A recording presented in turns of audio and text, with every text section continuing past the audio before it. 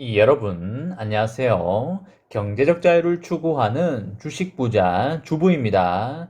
저와 함께 삼성전자 장기 투자로 행복한 노후를 만들어 가실 분은 구독과 좋아요를 눌러주시면 감사하겠습니다. 저와 함께 가시면 100% 희망찬 노후가 기다리고 있다는 말씀을 드리고요. 불안한 노후 저와 함께 걱정 없이 날려보내시기 바랍니다. 이번 시간에는 이재용 부회장 수감 기간 동안에 빅딜 계약 많이 놓쳤다. 이게 되면 떡상 기대된다. 라는 내용에 대해 이야기를 해보겠습니다. 여러분, 7월 26일 월요일입니다. 오늘 하루도 즐겁고 행복하게 잘 보내시기 바랍니다. 드디어 한 주가 시작되었는데요. 이번 한 주는 삼성전자가 신나게 한번 올라줬으면 어떨까 기대를 해보겠습니다. 여러분, 미국 이동통신사인 버라이즌이 최근에 스웨덴 통신 장비 기업인 에릭슨과 9조 5천억 규모의 5G 이동통신 장비 공급 계약을 맺었다고 합니다. 지난해 8조 원어치의 장비 공급 계약을 삼성전자 네트워크 사업부가 맺었었는데요. 하지만 이번에는 탈락을 하고 말았습니다. 삼성전자는 앞서서 올해 초에는 미국의 T-모바일과 AT&T의 5G 장비 수주전에서도 에릭슨과 노키아에 밀리면서 수주에 실패를 하였습니다.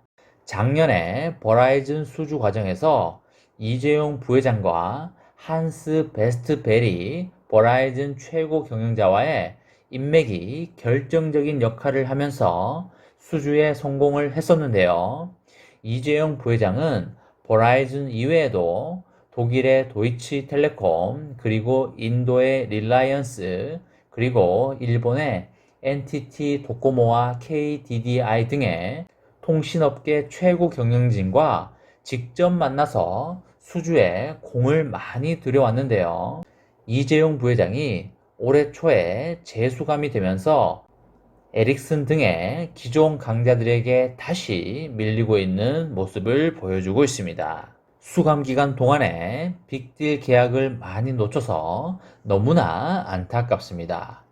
이재용 부회장이 올해 1월에 국정농단 재판에서 실형 확정 판결을 받고 내년 7월 만기로 수감이 되면서 삼성전자는 여러 방면에서 총체적 위기에 처했다고 볼 수가 있겠습니다. 주력 사업인 반도체와 스마트폰마저도 시들시들해지면서 매출 200조 원대와 영업이익 50조 원대인 삼성전자의 앞날이 상당히 걱정이 되고 있습니다. 삼성전자는 올해 1분기 기준으로 봤을 때 사상 최대인 유동자산을 209조 원이나 쌓여 있지만 인수합병과 설비 투자 그리고 연구개발 등의 무엇 하나 최종 결제가 나지 않고 있는 그런 형국입니다. 왜 이렇게 결제가 안 나고 있을까요? 그 이유는 말하지 않아도 잘 아실 거라고 생각을 합니다.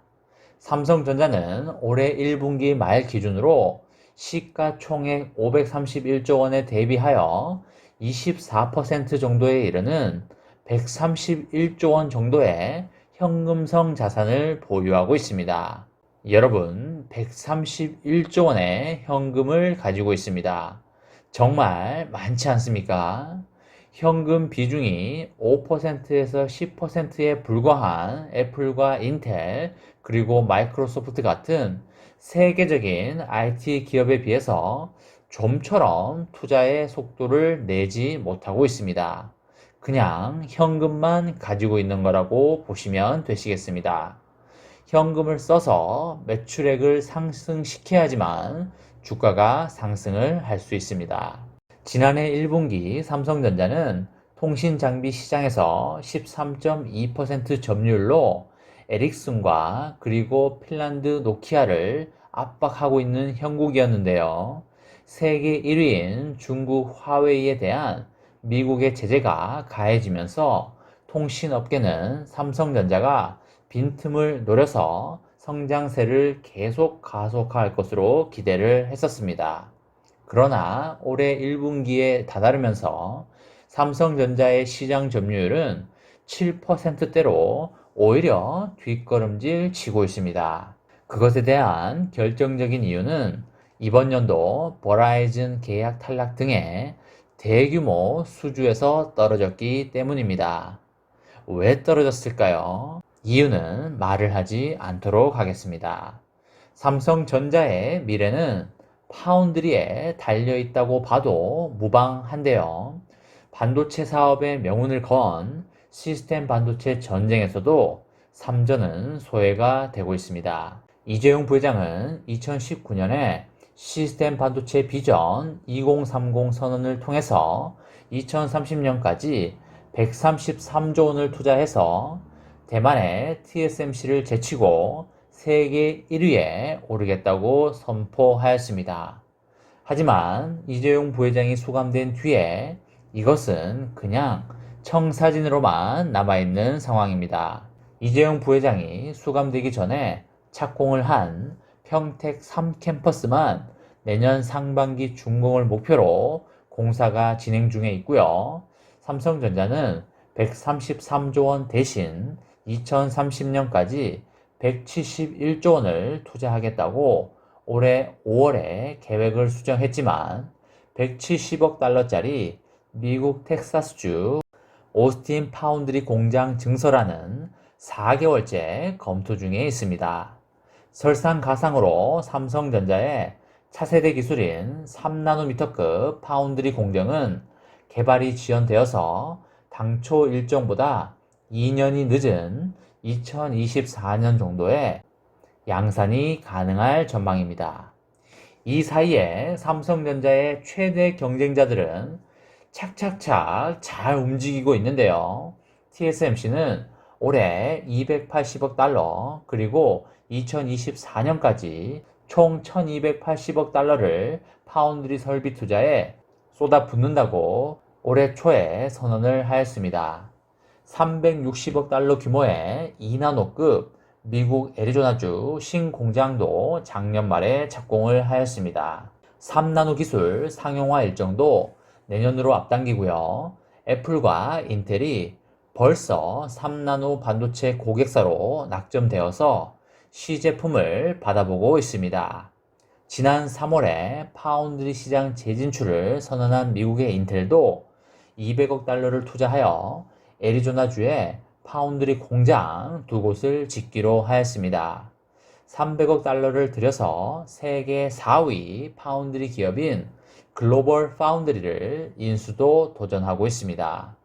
이 밖에 인텔은 독일과 벨기에, 네덜란드 등의 서유럽권에 27조 1천억 원짜리 파운드리 공장을 짓는 방안을 두고 유럽연합과 보조금 협상을 진행 중에 있습니다.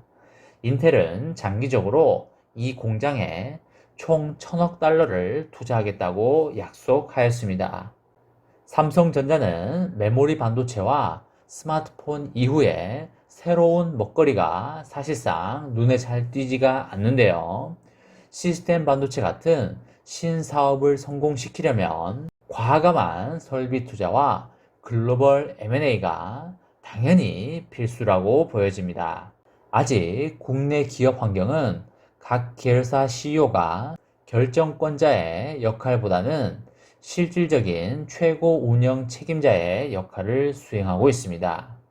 오너 경영인이 주도권을 쥐고 신성장 동력을 키워야 하는데 이들의 사법 리스크가 발생되면 그룹 전체가 멈춰서게 되어 있습니다. 기업도 장기적으로 경영 환경을 바꿔야 하지만 현재의 삼성은 과도한 사법 리스크에 경영이 심각하게 위협받고 있다고 볼 수 있겠습니다. 혹자는 삼성전자는 오너가 없어도 잘 굴러간다는 말을 할 수 있겠지만 물론 오너가 없어도 회사가 망하지는 않습니다. 하지만 굵직굵직한 사업을 신속하게 추진해 나가기 위해서는 오너의 존재와 결단력이 반드시 필요하다는 말씀을 드립니다. 가석방보다는 사면을 통해서 삼성전자가 퀀텀 점프를 하도록 기대를 해보겠습니다. 주가의 떡상으로 인해서 지금 물려있는 투자자분들이 모두 익절할 수 있기를 간절히 바라도록 하겠습니다. 이번 시간에는 이재용 부회장 수감 기간 동안 빅딜 계약 많이 놓쳤다. 이게 되면 주가 떡상 기대된다 라는 내용에 대해 이야기를 해보았습니다. 저와 함께 삼성전자 장기 투자로 행복한 노후를 만들어 가실 분은 구독과 좋아요를 눌러주시면 감사하겠습니다. 저와 함께 가시면 100% 희망찬 노후가 기다리고 있다는 말씀을 드리고요. 불안한 노후 저와 함께 걱정 없이 날려보내시기 바랍니다. 마지막으로 3전 대박 기원 구호 외치고 마치도록 하겠습니다. 어차피 3전은 우상향이다. 오사무 가자 가자 가자 화이팅! 이번 영상은 여기까지 하겠습니다. 시청해 주셔서 감사합니다.